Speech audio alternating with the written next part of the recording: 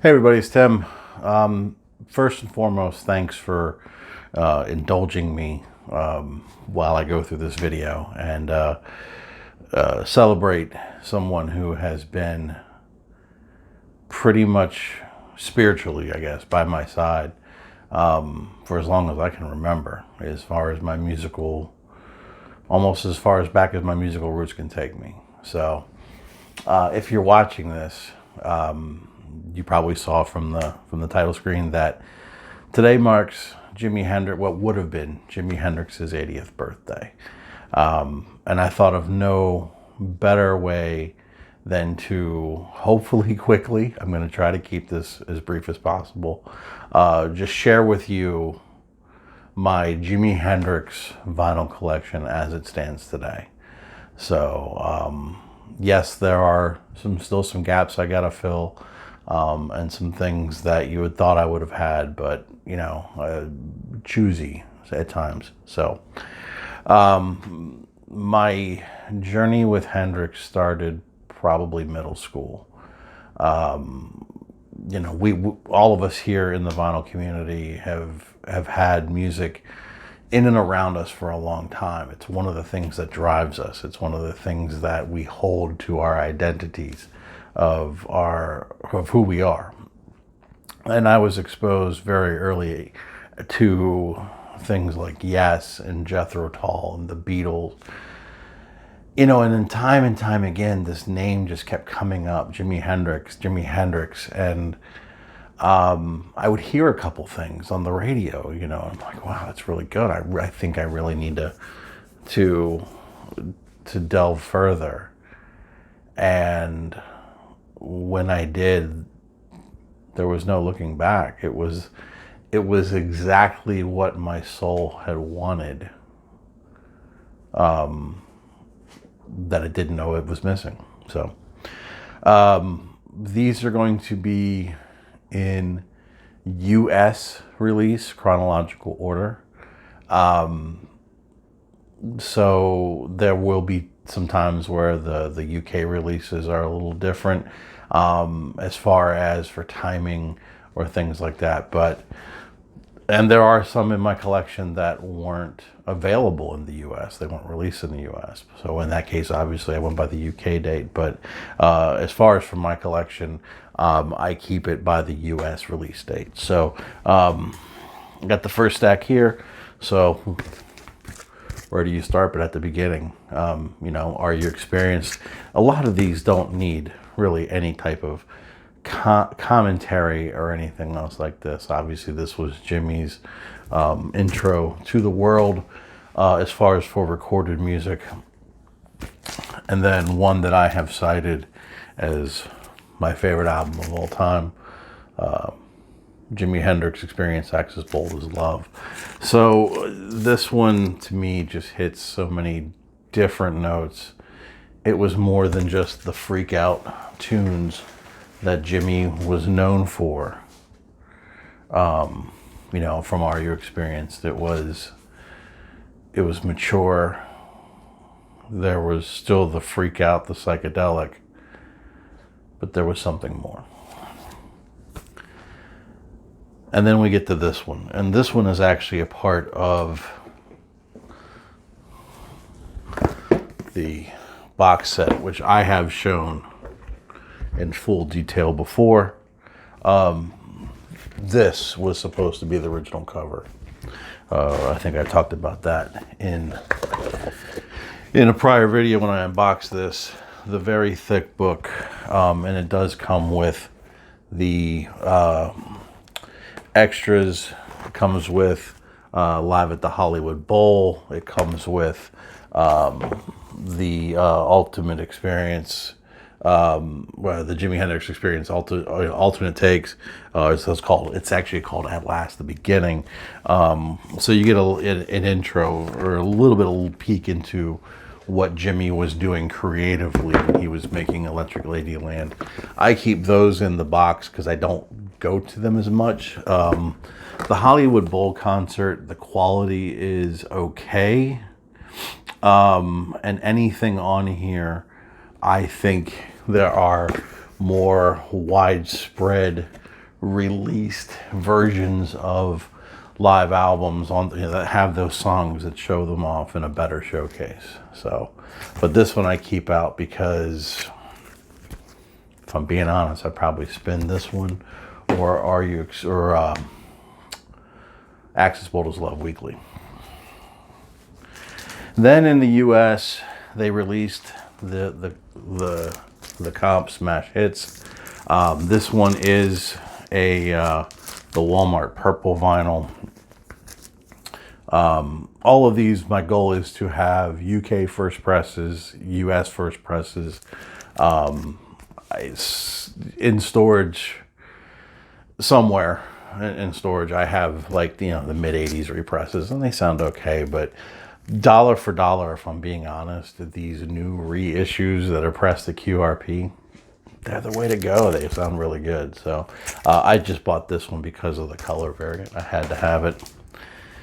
And then in 1970, we were given this.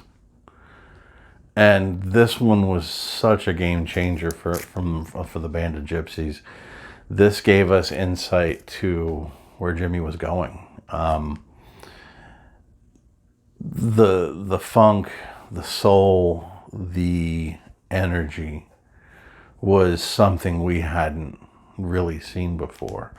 And this album kind of sparked off a movement of what the hell else was done, what the hell else was performed at those concerts at the Fillmore East, and became highly bootlegged for quite a while. But this one truly is a look into Hendrix's mind like we had never really seen before. By far, probably some of his funkiest stuff. Jimi Hendrix has died in London at the age of 27. London newspapers said Hendrix collapsed after an overdose of drugs. A coroner's inquest will be held. He had been staying in London. The death of Jimi Hendrix clearly shocked the music community right to its foundation. Here was this larger than life stage presence that whenever he played, whenever he plugged in, he moved mountains, he stopped traffic, he made people listen. He was gone. What we didn't know was what he left behind. So clearly there was a scramble to kind of get everything in order. What do we do? And the first thing that came out was The Cry of Love. We got a look at studio versions of things that we had maybe heard, but was released in a more proper version. Being is that, and if I remember correctly, Eddie Kramer also produced this. Being is that we still had some of the people that were close to him. They were able to start one of the most incredible posthumous release schedules I've ever seen in my life from an artist that gave us 3 albums in his lifetime. 3. 4 if you count the live. 1 was a greatest hits. So how did all this come to be? The man never stopped recording, but the fact that everyone scrambled to get things out was just incredible. So then we had the release of the Rainbow Bridge soundtrack. This has been well documented that not everything was used in the film was true to its roots. But again, this is where we kind of start heading down the path of what was going on with all these tapes, what was going to come of all these tapes. And then there was, well, he was constantly playing live. So then the scrambling of, well, what do we do with it all? And here is the first of many of the Isle of Wight snippets or what have you. This was a UK only release. Excuse me. And so never saw a stateside release until, was it Blue Wild Angel, I think, was when it officially got it. But this, if my memory serves me correctly, this was the last live show. Which then goes into Hendrix in the West, which was, another. This is actually the reissue. It's a 2-disc set, more complete version of Hendrix in the West, where, as you can see, it's on they expanded this one, and the version of Red House on there takes up all of side 2, and it's honestly fantastic. It's one of my favorite. I speak goodly. It's one of my favorite versions of it. There is a single disc. I do need to get it just because I'm a completist and an idiot. But I recommend, if you don't have it, get the 2-disc. It's much more worth the value. And then, the comps just started to come, where they were adding little things, alternate takes, or things like, Three Little Bears or Catastrophe, where they were finding these tapes that we're going to put one or two things on there. And, excuse me, everybody was scrambling for anything new from Hendrix at this point. And that takes us up into another UK only release, which was Loose Ends. This one is a German one, if I remember correctly. This is German, because the UK release was actually a brown one, which I need to get as well. But this takes us up to the end of 74, where some things were about to change with the catalog of Jimi Hendrix. Whether you agree with it or not, that was the end of this mad scrambling, and it turned into the beginning of the Alan Douglas era.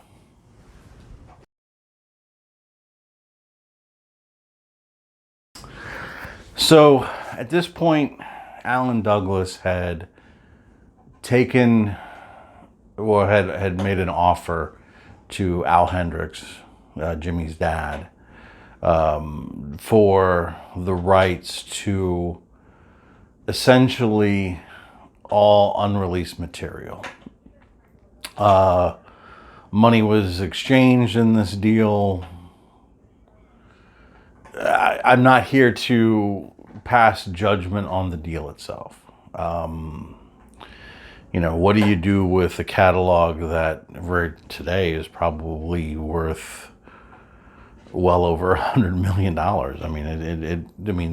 The scope of the enterprise that is still Jimi Hendrix to this day is amazing. So, but other controversies with Alan Douglas I will touch on. And in 1975, these two were released: Crash Landing and Midnight Lightning.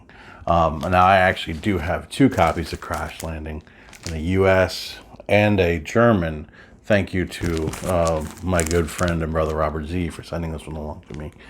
I've always loved this cover. This will always be one of my absolute favorite Jimi Hendrix covers. The controversy in these albums are, he brought in studio musicians to complete the sounds of these demos. We're not even sure if the demos were intended to ever see the light of day.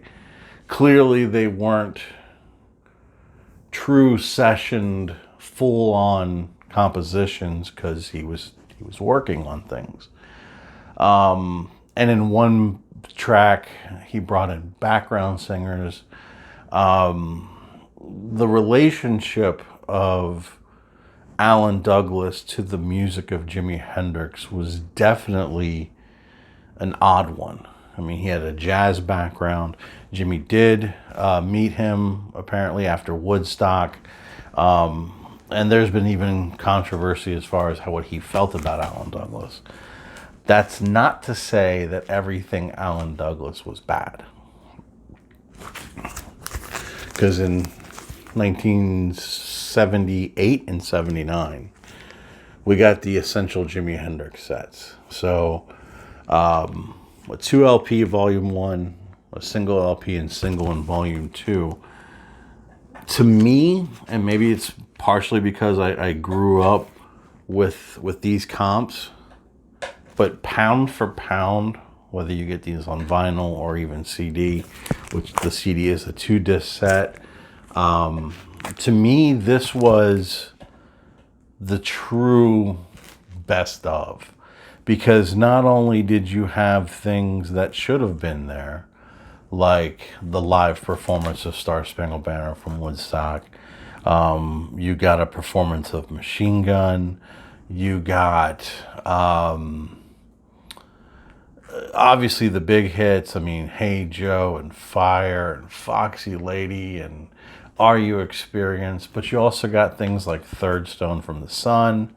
So they really made sure to include those standout, deeper album cuts to really say that even though it wasn't a single or it wasn't played on the radio, it was essential.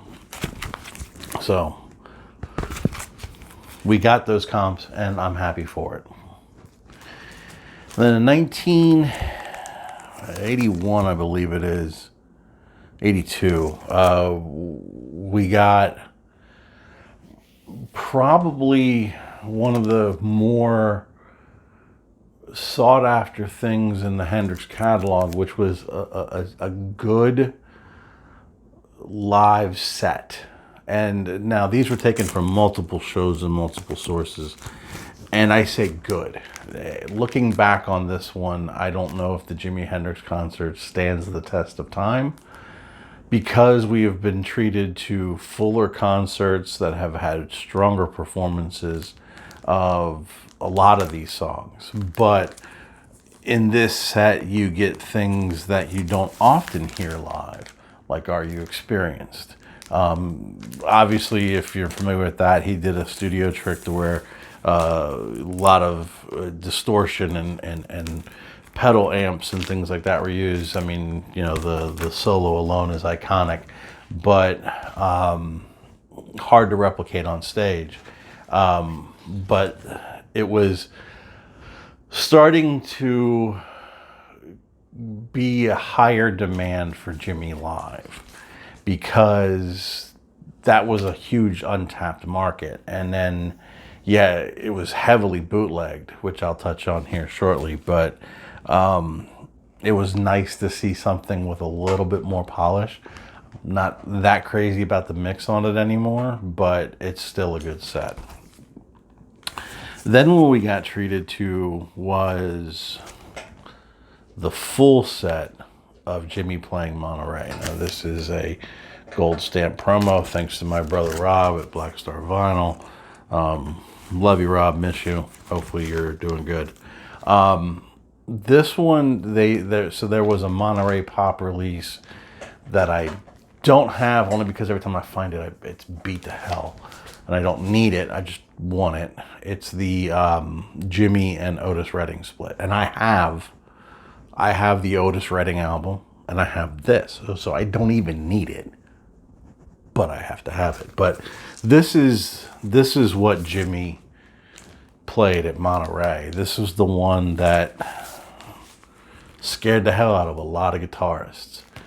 And honestly, this first look, this iconic look into this live performance in its entirety, you know, where he humps the amp and sets it on fire, and the fire goes into his hands from the lighter fluid and everything. He just was different. And no two shows were ever going to be the same.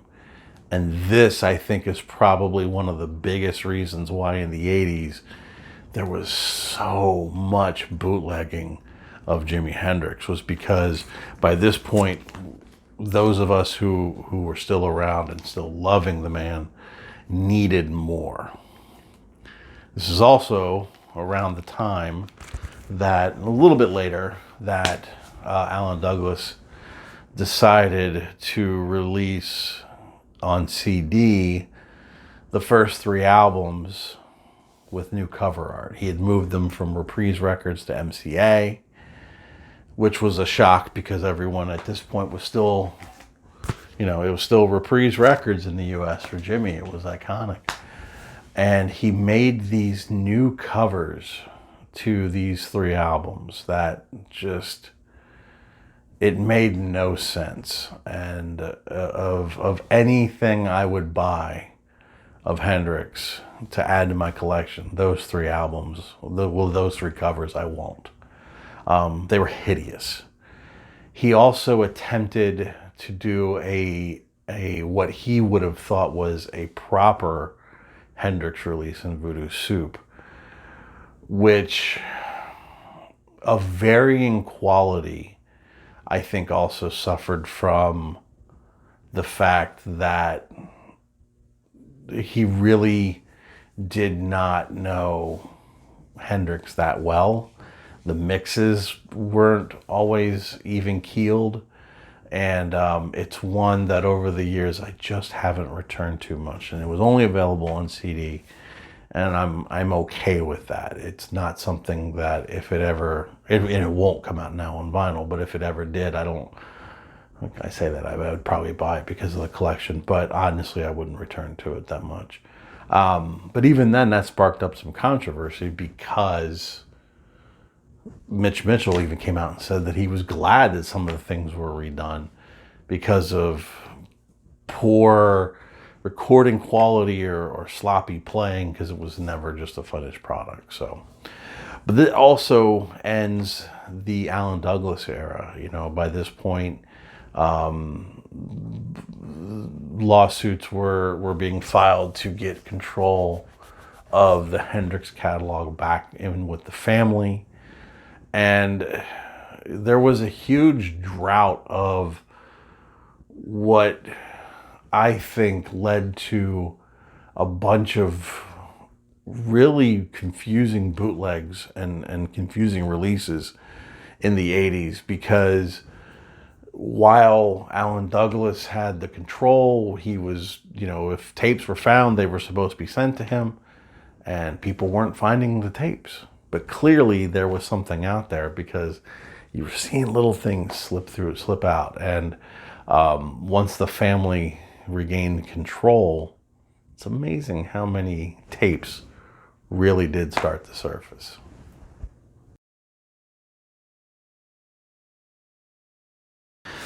So, and I include this at the beginning of this segment, even though I remember this coming out on MCA.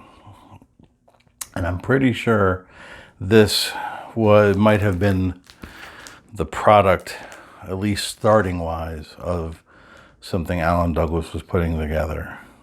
Memory serves me is not the tightest on that one, but it is owned now by the Experience Hendrix, which is now the label. And they own the pressing, so that's why I include it with their side and their victory. And that's Jimi Hendrix Blues. And this started an incredible run of reissues and new releases that, honestly, even though I'm biased and I say that, because Jimmy is my number one, a lot of these are quality releases. And in fact, I've given copies of Blues to several people only because it's that damn good. And then they released First Rays of the New Rising Sun. So that was to be the name of Jimmy's next album that was already, that had already been established. And some of the things that they had already had and again released, they went back and using truer mixes, the engineering genius of Eddie Kramer, who worked with Jimmy, they tried most successfully. I don't want to say 100%, but they attempted to right some of the creative wrongs that were done to some of these things under the Alan Douglas era. Then we were given another album style release in South Saturn Delta. And again, alternate takes on this one. But this is a product of some of those tapes that now that Alan Douglas didn't have control over and were now controlled by the family and Eddie Kramer and John McDermott. You are getting more people coming out of the woodwork saying, hey, look what we found that was hidden in this room that we never looked in because we knew what was in there. So you were starting to see these types of releases. You were starting to see this incredible workflow of Hendrix's recording ethic, for any other word, start to be sifted through, and they had a lot to go with. But then interestingly enough, they started kind of taking control of some of these things that were widely bootlegged and try to give it a quality pressing and release. And this is one of those, just to me, highlights of that pre-2000 release schedule. And so the BBC sessions. So you have 6 sides of recordings from the BBC. We all know about the BBC and the fact that they wanted live music performed. You know, they didn't want lip syncing. They didn't want just to play the record. They want you to come on and perform live. Just some amazing music on this one. And, well, a couple tracks, you actually have a very young Stevie Wonder join them. How's that for cool? We finally saw a proper vinyl release of Woodstock. Been bootlegged. We'd seen it on, the Woodstock soundtracks, but this was finally it. Here we are. Woodstock. And this one, okay, I don't have any out. This one is a limited edition version on purple wax. They did a black wax, they did a purple wax. I have the purple, go figure. Then in 2000, they released this, the Jimi Hendrix Experience, an 8 LP, 4 CD box set of anything and everything you'd ever want of Jimi Hendrix. And the nice thing about it is that all the songs on here were different recordings. They were alternate takes, they weren't used. So it is a great archival look to things that were not released. Some of them, the songs had been released, but they scaled back all the overdubs and things that were done. Some of them are live that hadn't been released as far as for in this mix. Some of them were from widely bootlegged versions of things that were out there. But this was where they started their fascination with the Jimi Hendrix box set. This one I picked up a while ago. a year, maybe two, and it was in it was a steel, but it was in rough shape. I managed to bring it back to life. I like it when they do these with the box sets where they're in single sleeves as opposed to doubles, only because you get more artwork.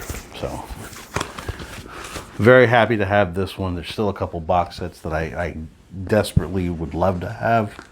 One of them I have on CD, so it's not a big deal. One of them I don't have at all because it's just hard to find, but that's another story. Next, 2003's Live at Berkeley. This was the second show, May 30th, 1970. I do believe I have the first show on a bootleg CD, but we're sticking with vinyl today. Then we jump forward to Valleys of Neptune. So this was the decision to do a trilogy of albums of either these songs that were unearthed and just the hundreds of tapes that they sifted through, whether it be different versions or studio jams, whatever the case may be. They decided to do a trilogy of albums to share these with the public the best they could. They picked, the best versions they can. They cleaned them up, and they really weren't trying to just go, okay, here's a bad 2-track recording from 50 feet away. They were looking for quality, and I think they achieved it in the most part. So the first one was Valleys of Neptune.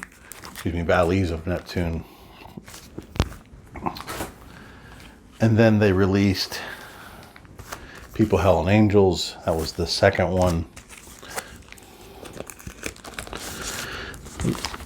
And then while they were getting the third one together, they thought they'd throw us a little bit of live stuff. So again, this was where I think they really started to find more of these complete, at least as much as they could, of these live shows that really just showed off what Jimmy was really all about, which was playing on stage. So the Miami Pop Festival, this one was May 18th, 1968. 3 sides of that. The fourth side is some afternoon performances from the afternoon show. But the first 3 are the first show in its proper. Then we got Freedom. This was the Atlanta Pop Festival. This was July 4th, 1970. And you get all of them there. So another full concert experience of Jimmy. And then we finally concluded the trilogy of these 3 studio albums and probably one of my all-time favorite covers of Jimmy. I absolutely love this painting. And this is Both Sides of the Sky. Fantastic recordings on all 3 of these. Some very special moments that for a Jimmy nut, they really deliver. Which now leads us to this. We talked about this, believe it or not, a little earlier with Band of Gypsies. So Jimmy and his Band of Gypsies did 4 shows. 2 on December 31st, 1969, 2 on January 1st, 1970 at the Fillmore East. This is the most comprehensive version that has been released. There are bootlegs that capture what's missing from here. And I would say this is probably, 85-90% complete, but there are some things missing. When they announced this, however, this was not even up for discussion. I had to have it because having listened to the bootlegs for so long, I wanted what could only be described as the cleanest version I could possibly get my hands on. And again, I love the fact that these are all in individual sleeves, so you can really get the artwork, enjoy the artwork, and then they have replicas of everything on the back. This one, while the sets are extremely similar for the most part, obviously with Jimmy, you're going to get a different take. You're going to get a different solo on each one. And I have spun this a few times to my family's dismay, because they see me pull this out. I mean, it's 8 LPs. It's a lot of Hendrix getting played. So, but this one for me is, I would love it to be 100%. I get some of the quality may not be there or what have you, but to me, this is how you do a box set for an iconic show, for someone we're still learning about, some 50 plus years. Up next, Jimi Hendrix Live in Maui. This one, highly bootlegged. Finally getting a proper release. They did it in that old school pocket style, which, I mean, is cool, but, meh. But this performance had been highly bootlegged for quite some time. Some of it, a couple of songs, performances here were featured in the Rainbow Bridge soundtrack. And that was just an odd situation in and of itself. That actually came with a DVD with Blu-ray with some information about that as well. And then I also picked up the Target exclusive Orange Wax, which was the excerpts from Wonderland. This is one of those box sets I would love to have, but dang, finding these are expensive as all hell. But when Target had this one, I had to get that one just to add it to the collection. And if I remember correctly, this one is on, this was a Record Store Day release, on their Dagger Records imprint. Now, Dagger Records is an official release from the Hendrix family. However, when you see Dagger Records, to replicate Dolly Dagger, they feel it's a subpar quality. But I'll be honest with you, this one from Paris, 1967, sounds just fine. I think it's a strong release, but again, glad to have it. Also picked up last year the excerpts, which is essentially the last LP of the Freedom Atlanta Pop Festival from Walmart, on this exclusive, as they called it, white vinyl with red, white, and blue swirls. I don't know how you have white swirl on white vinyl, but I guess you do. Which leads me to this release. This is the most recent from the family. This is the Jimi Hendrix Peace LA Forum, April 26, 1969. This is one of those, again, heavily bootleg shows that had been around a while. Glad to see that it got a full-on release, and it's fantastic. It sounds absolutely great. This one is, it seems like now November seems to be the month for Jimmy, because the last couple years it's been in November, the Christmas season, which, fine, whatever, it doesn't matter to me. I'm gonna pick it up. But this one really, I was glad to see that this get announced, because again, it had been such a heavily bootleg show, and it seems like we had been getting a lot of the stuff from 70. So seeing something again from 69, and in the mid 69, was just fantastic to see. Your set list on this one, and I apologize for spending a little bit more time on this one, but this one is new. You got the introduction, Tax Free, Foxy Lady, Red House, another blistering version of that. Spanish Castle Magic, Star Spangled Banner and Purple Haze, I Don't Live Today. And then side D is a medley. They start off with Voodoo Child's Slight Return, go into Sunshine of Your Love, which was one of those songs Jimmy made his own. And then they go back to finish it up with the Voodoo Child's Slight Return. I mean, it has all the tropes there for a making of a killer live album from Mr. Hendrix. And that's the official stuff. Strap in for the next 9 hours because I got the bootlegs coming. No kidding, it's not that long. So, but I do want to touch on the unofficial bootlegs, oddball releases that I do have from Jimmy.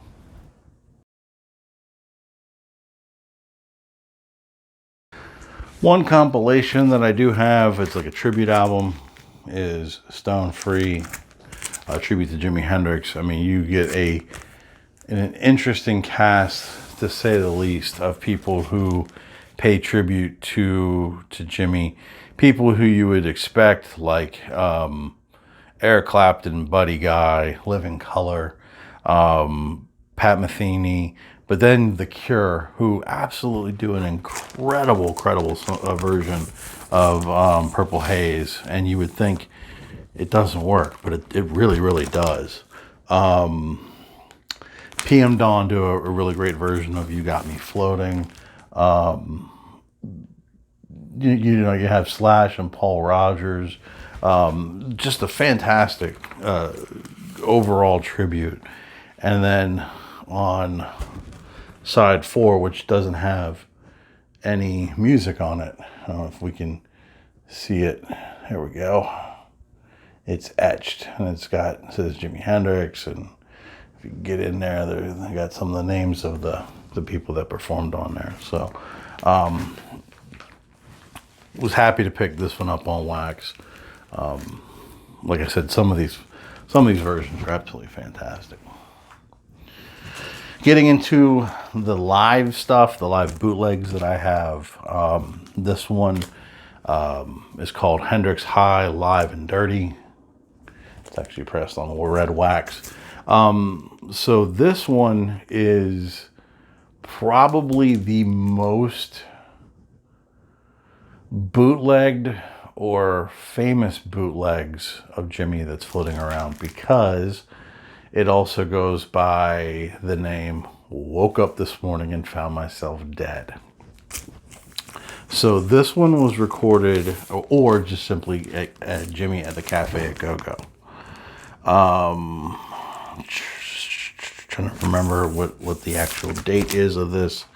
It seems to escape me. Essentially, he would go to this after hours spot, plug in, jam, record. Just so happened Jim Morrison from the Doors was there. Jim Morrison was drunk, to say the least, and you know, where Jimmy really wanted him to just get up there and start singing and feed off of each other. Jim was drunk and belligerent and just started shouting obscenities and some pretty foul stuff, to be honest. And you know, there's rumors that Jimmy got into it with him. I mean, there's just a bunch of more lore probably at this point than anything else. There was rumors that I think there were numerous people in the club that night. I heard one that Janis Joplin was there, Johnny Winters might have been there, and it's just like, it's one of those ones that had it not been recorded, it probably would have come and gone and would have been legend, and, you know, oh, Morrison and Hendrix played together and blah blah blah. But because those two names not only left us at a very young age, and there's a lot of mystique and mystery and what if behind those names, because they intersected for that moment. It's been bootlegged a billion different ways. None of them are worth it. If I'm being 100% honest, none of them are worth it. I'm glad to have it. I very rarely listen to it. And if I do, it's because of some of the other stuff that's on there. I have some of the other elements on that on some other things as well. But we only have it because Jimmy would record anywhere he went. Another one of those famous, been floating around forever, bootlegs is this one. This one is Excuse Me While I Kiss the Sky. It's been you might have seen it with like the Coca-Cola logo, and it says Jimi Hendrix.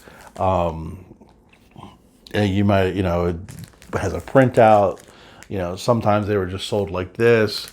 It's not the greatest copy. It's clearly an audience recording. I mean, it wasn't produced by any means, but it's a look. And Jimmy, again, and I won't pay an arm and a leg for bootlegs. I just won't, whether it be CD or vinyl. To me, that it's more just archival. I have a ceiling on those, but I got it at a steal, and I'm not going to say no.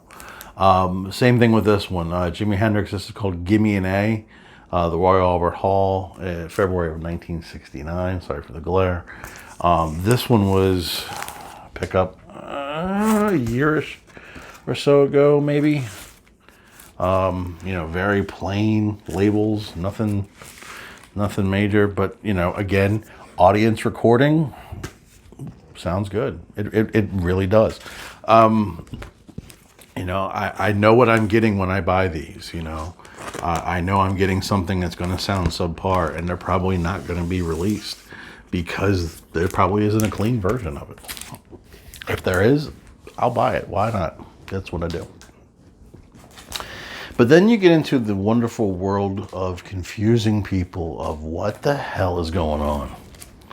Like the genius of Jimi Hendrix on Trip Records. I have looked at the Trip Records stuff time and time again. Yeah, you can find them in any record store for, anywhere from 10 to 30 bucks. And it's like, what is this? It's some bootleg. Back in the era of send in your tapes because Alan Douglas had control, there were certain things he couldn't get his hands on. And that was because Jimmy was a session player or played in the band. It wasn't Jimmy's music. Jimmy playing, you clearly hear him. You can pick out that guitar anywhere in the world, but now it became free game, and a lot of times people would put these names on them. Oh, it's unreleased, Jimmy, you never heard this before. And it's the same stuff time and time and time and time again, different order, whatever. But being a Jimmy fan, I gotta dip my toe in. So found this one at a cheap. I picked it up because it had Red House on it,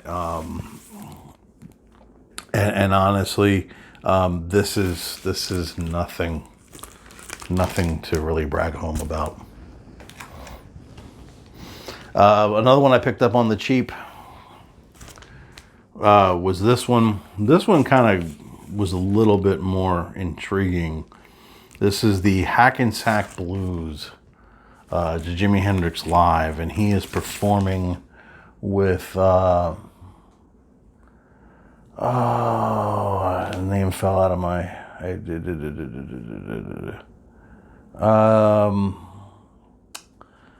I cannot remember who he's performing with all these on here, but there are some soul. Let's see if you can get a little bit of that. Stand By Me, Get Out of My Life, Woman, and honestly, I didn't pay that much for it. It was a fun listen. It was interesting. I think Jimmy sings vocals on one. I don't return to it. Another one, Jimi Hendrix, Free Spirit. I picked this one up because, again, it at least had some of those titles that I wasn't as familiar with. And see, you can see where all of these labels really start to kind of overlap with each other. Because this one's on Accord Records. I don't know if I showed the label. But, so you've got these songs right here. And it says, recording highlights. Are you experiencing Exposed Love? Electric Ladyland, Smash Hits, Band of Gypsies, Live at Monterey, Cry of Love, Rainbow Bridge, and then it says, in the beginning, Rare Hendrix, Roots of Hendrix, Genius of Jimi Hendrix. These are all that crazy. It's been released 53 times, which these have as well. So. But what's interesting about these three, and then these three are French, if I remember correctly. I believe so. But what's interesting about these three, and they're all on this Le Grande Stories del Rock label. And they have them for tons of these bands, right? And it's just, again, all of this crazy stuff, which, I mean, if you look at some of these songs, it was on the Free Spirit. But what I found interesting about this set, and I'm being 100% honest, is that they released it once, and they were at least well done. It was well packaged. It was interestingly done. And again, I got them in a steal. So I figured, why not? But a lot of these things that are out there that, you know, say unreleased tracks and this, that, and everything else, they're all the same. And they are all from the era when Alan Douglas was in control. And a lot of them were from before he was who he was. You know, he was Jimmy James. He was playing guitar on the Chitlin circuit. He was playing guitar for Little Richard and the Isleys before he was who he was. And there's nothing wrong with any of them. But you could waste thousands of dollars trying to get them all. And you're going to get poor quality stuff of Hendrix's guitar tuned down, turned down. And it's not Jimi Hendrix. It's Jimmy James. So take the good with the bad.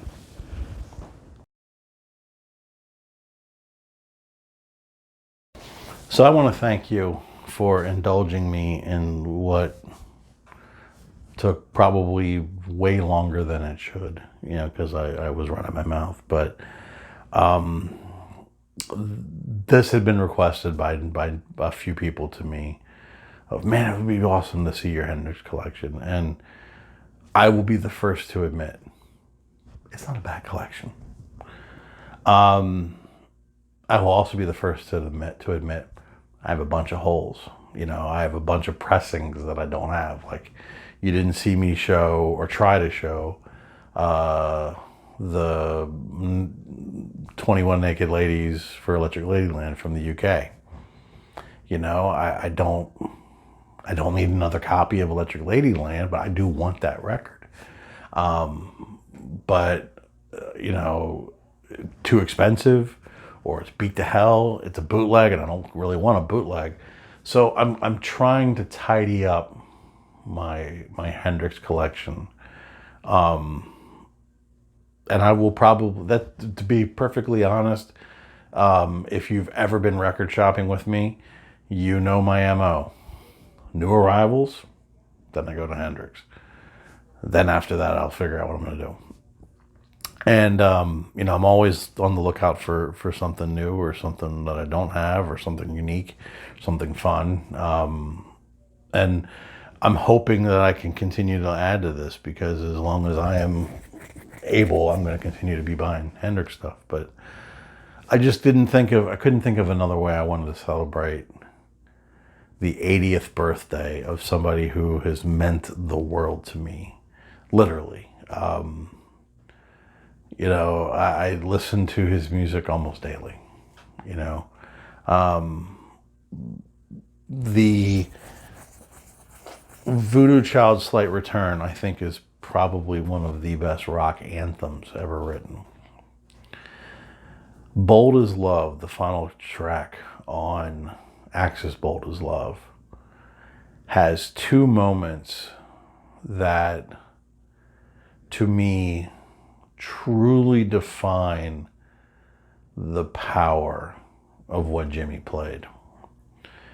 He, halfway through, he is starting to go into his solo for the song.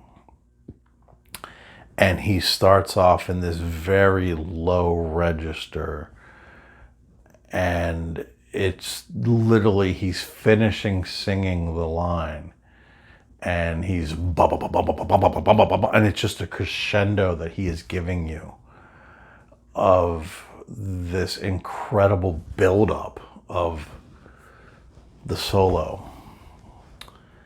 And then as they draw the song to the close, you get this incredibly timed fill from Mitch Mitchell, and they go into, in what is my opinion, the most incredible outro ever recorded for any piece of music. And they just play, and it's almost as if Jimmy himself is standing on the edge of this mountain and challenging the world to come along this journey with him. And for those that doubt the power of humanity, to knock him down. And he did all these antics early on, and he freaked out and did incredible stuff. But when you really sit back and listen to the musicianship of Jimi Hendrix, and you realize he wasn't classically trained, he was self-taught. It just goes to speak to the power of the spirit within you when it's that strong that it wants to get something out. So whatever it is that's moving you, I hope it's positive, and I hope that you are able to channel it in much the same way as he could. And if we could all do that a little bit more positively, what a place we'll have. Thanks for watching. Thanks for sticking with me through this really long video. And I really do appreciate it. Content's coming. I'm going to get back to my normal stuff soon. Love you all. Happy birthday, Jimmy.